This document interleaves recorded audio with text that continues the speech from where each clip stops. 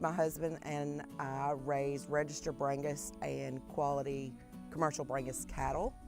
My husband's family has farmed this piece of ground for over 100 years now. And so when my husband was in middle school, going into high school, they had always had a commercial herd of cattle. And so they went into the registered side, and he began showing with the Mid-South Junior Brangus Association. So that program really brought up the quality of cattle they were raising here, because what that association did was seed stock breeders within the association donated animals to the youth for them to show throughout the year. And then at the end of the year, they had the option to buy that animal or sell that animal. And so my husband Davey and his brother Dale really took advantage of that program in keeping those animals, those seed stock animals, those really high producing animals on the farm and building their herds with them. And so that's the base of the herd that we still have now, are those animals that they brought in off of those farms from all over the Southeast.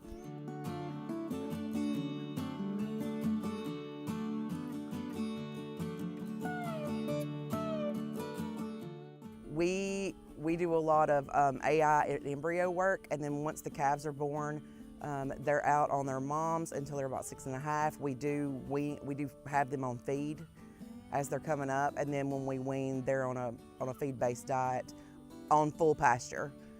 They're always on full pasture. With embryos, we work with an embryologist. We currently work with an embryologist from Kentucky, and they super ovulate the cattle, and so we mate the cattle with the bulls that we want, and then they super ovulate, and we take the embryos. So then we can take multiple embryos from the same cow, put them in other cows we call recips. So instead of having one calf a year out of a really high production cow, you can have multiple calves from that same cow out of other cows.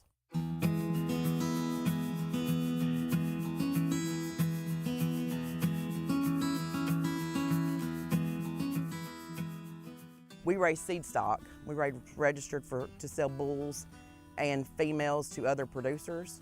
So it helps us increase our higher producing animals for resale. Embryo work across the state has definitely increased over the past, there's been several farms that have done it for years, but probably over the past 10 years, there's been an extreme increase with seed stock producers using embryo technologies. It can be cost prohibitive to some farms, and you want to use the highest of animals. You don't want to use just necessarily your everyday mama cow. You want to use a very high producing, depending on what you're focusing on your farm. You could be looking at carcass merit traits, you could be looking at feed efficiencies. There's several things that you can be looking at for your cattle that you want to do with embryos. And not everybody who does embryo work does that to sell seed stock. They might only be doing it to collect replacement females to retain on their farm to grow their production. Once we wean the calves off of their mamas, we do a preconditioning program. So we vaccinate all of our cattle with 2 rounds of vaccinations. We bunk break them, which means they're good to eat out of a bunk. They're broke to watering system. And then the calves that we want to retain for seed stock, we break them in one section. And then the calves that we're not going to retain for us, whether it be seed stock cattle or replacement females, it might be recips, then those animals, we keep them on feed, and then we group them and we market them through a feeder sale at a livestock auction barn close by. With my role with the Department of Agriculture, I hold an ex officio advisory seat to all the livestock associations, so the Tennessee Cattlemen's, the sheep producers, the pork producers, as well as the beef checkoff, the beef council.